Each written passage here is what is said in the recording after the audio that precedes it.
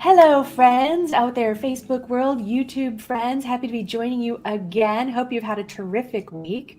My name is Susie Vine. I am the host of the Thriving Life Summit, which is coming up for you very, very soon. And I am joined today by another one of my illustrious, esteemed featured experts. I am so excited to introduce you to the person you need to know for your own and your family's well-being, Dr. Aly Cohen, an integrative physician who is doing her part to bring awareness not only to our body's extraordinary ability to heal, big kudos to that, but also the impact of what we have in our homes, put on our bodies, and how that is leading to some of the health issues that we experience. This might not be a very exciting topic to you, but it is something I've been passionate about for a very long time. And Dr. Cohen, I'm so happy you made a little time to join me today in your schedule. Thanks for hopping online. Oh, my pleasure. Happy to be here. Could you share a little bit? I mean, people who are called into medicine don't tend to do it for the fame or the glory, right? Really driven to be heart-centered, of service, to help people be well. And how in that space did you acquire this passion for resolving this obstacle that we tend to have, the impact of our environment and how that shows up in our health? Well, I think, first of all, it was a journey for me to learn about how environmental exposures, many types of exposures, affect human health. But I didn't go into medicine knowing that even existed. I really went into medicine because I looked at things like we were taught, that there's a disease, you have to diagnose the symptoms, and then you give the medication to fix it. But there's a whole other world out there. There's a world of prevention where we now know that if you prevent, you can prevent many health conditions by the behaviors, your lifestyle, and your environment, and the quality of your food, your drinking water, the amount of stress you take on or are imposed upon you, your sleep.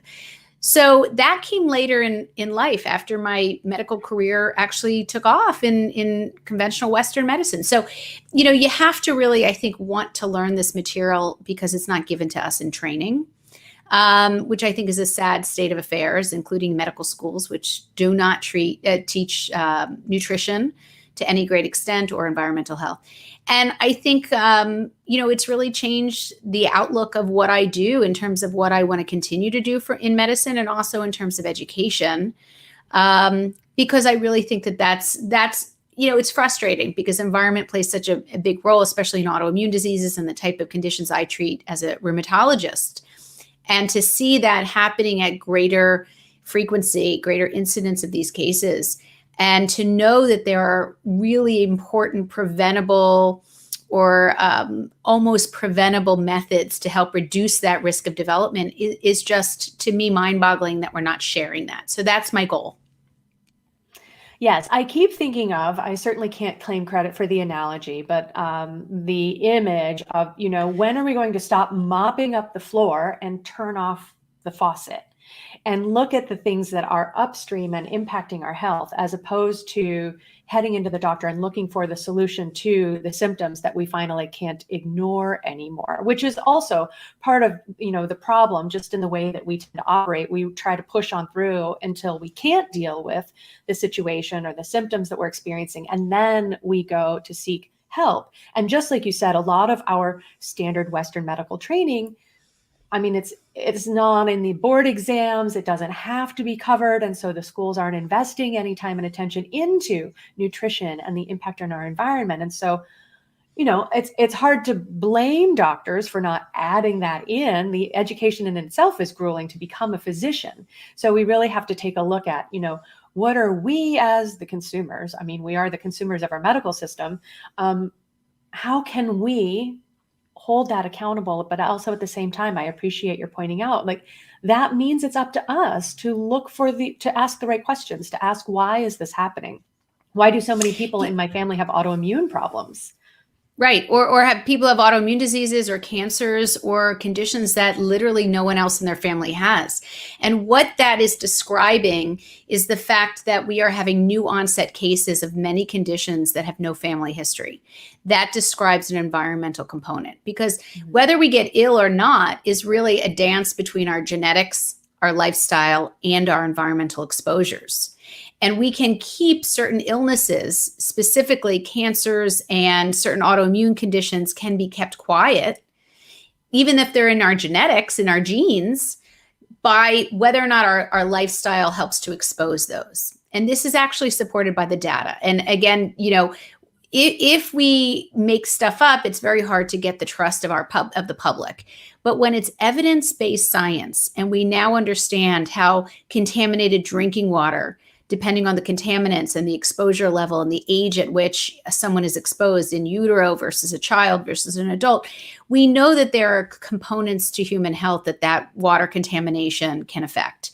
We know that, of course, smoking. We know with processed food chemicals, which are untested in this country for any sense of safety or even toxicity before they go into our food, that can be a problem for human health. We've seen that with obesity, diabetes, and endocrine disruption from some of these chemicals. So, if we trust a certain source, and again, there's a lot of people speaking to this health and wellness component, but we really need to follow the resources, follow the sources of that information. And I try to teach this to my kids, that, someone can say a lot, but you need to look at the sources, the data. And if you can't interpret it, which is fine, I mean, not everyone has a scientific background, at least understand the messenger and whether the messenger has any kind of financial ties, any reasoning to give you a message that maybe move towards, an endorsement or a product sale. I really want people to think about their sources. Independently of that, there are really quality health and wellness physicians out there. And I think that they stick close to each other because we know, and I say we because I'd like to include myself in that group, but people who really stick to science and, go where that is, and also aren't alarmist necessarily, and live in the real world, who live in the real world, that use cell phones and color their hair and like to go out for a great night out. I think we just need to be realistic. In a modern day world, things have changed dramatically over the last several decades. And that we've been around a very long time to thrive off of things that are natural. And learning what we can do to do that is my goal, is to teach people how to get cleaner food, cleaner drinking water, choose personal care products safer. I do this with high school students and college students, and I'm doing that now with the work I do with the Smart Human and also the book. So, I just hope people will listen to what is available in terms of alternatives to conventional things. I use medications all the time. I have sick patients, but it doesn't always have to be the only answer. Yes. And there are so many things that you've just brought up. I'm so excited that we have the time in our interview within the summit to dive more deeply into those topics. But I'm so glad that you brought up what you're sharing with your kids. You have a family, but also in curriculum, you're developing curriculum, because we as consumers, that's where we have power with our information education and where we put our money. And so to empower teenagers with this information, I love how you brought this into some of the high schools and are creating training for practitioners too, so they understand, because this isn't even on their radar, unfortunately, and that must be devastating to have a patient in the room and say, I don't know, I don't have any solutions, when there are solutions, they just haven't come on their radar yet. So I get so excited about what you're creating and your website, The Smart Human, and all of those resources, really bringing it to the people, because knowledge is power.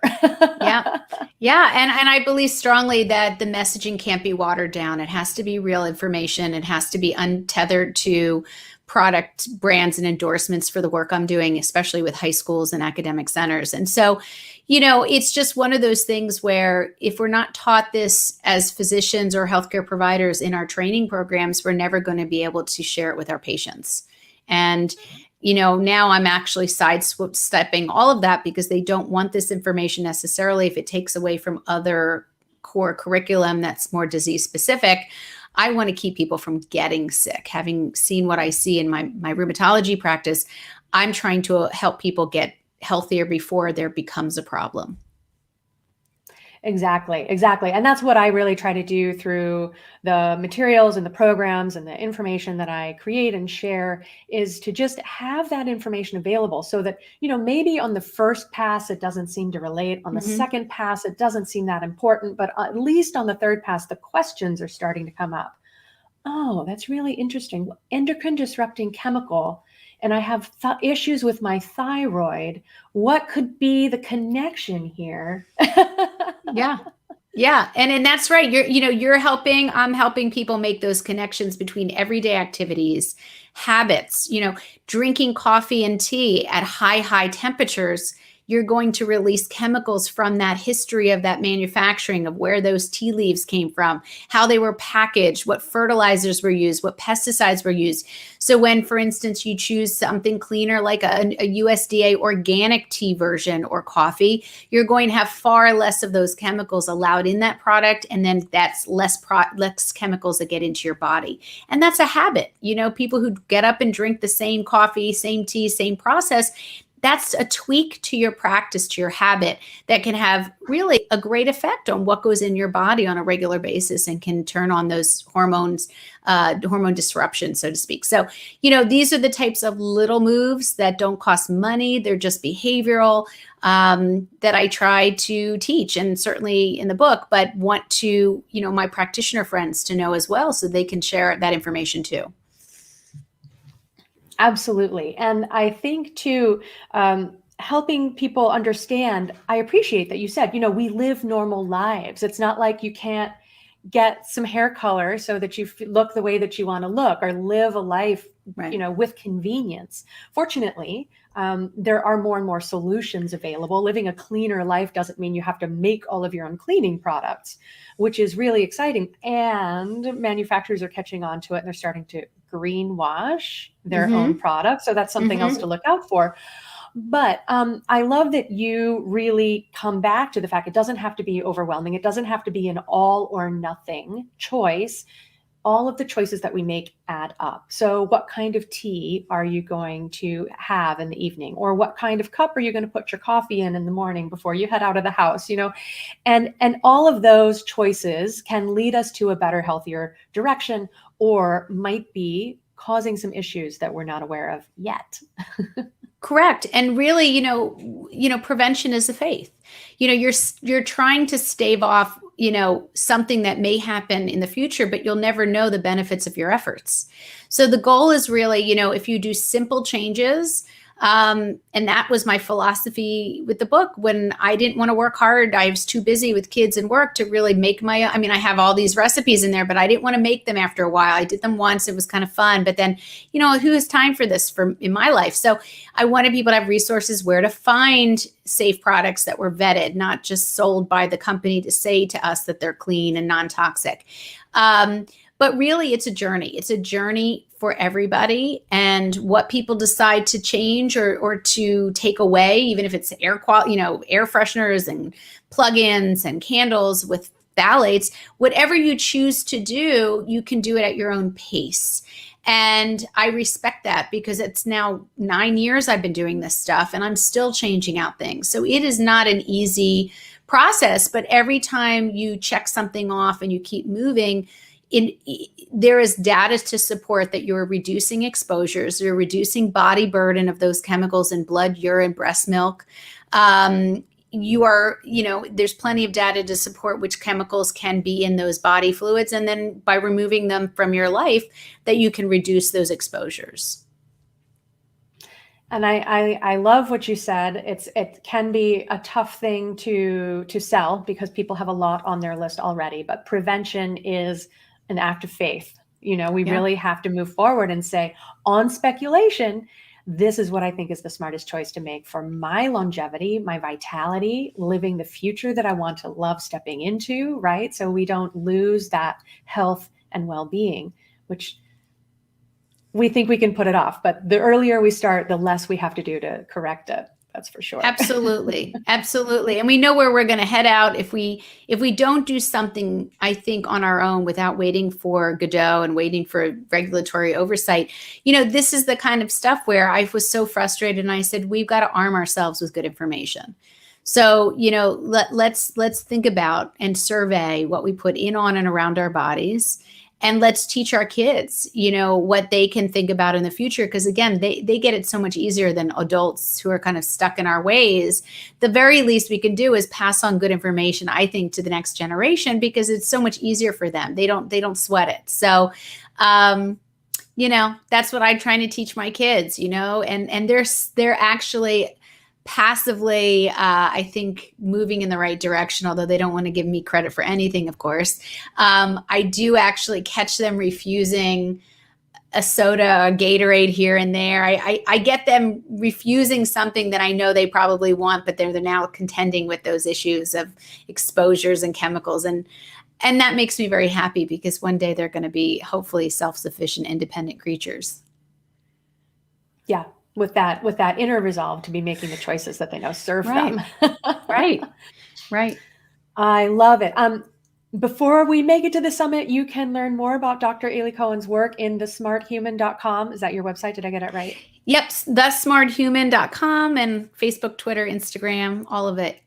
Yes. And I'll have a link here in the comments so you can register for the summit. It's absolutely free to attend. If you want a copy of all of the content, the interviews, the transcripts, all the gifts for everyone, but also special VIP bonuses, plus recordings of the speaker panels that we're going to wrap up the week with on Saturday.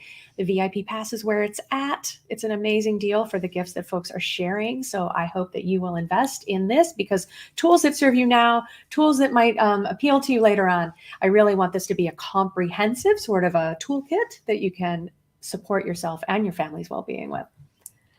Wonderful. Thank you for joining me. I'm so glad you made a little time. I am so excited to share everything with folks over the next coming weeks. So I appreciate you. My pleasure. And thank you for doing what you're doing, Susie, because I think it's, it takes a village. So everyone who gets involved and shares great information, it's really helpful to all of us. We bring each other. What is it? A rising tide lifts all boats. So yeah.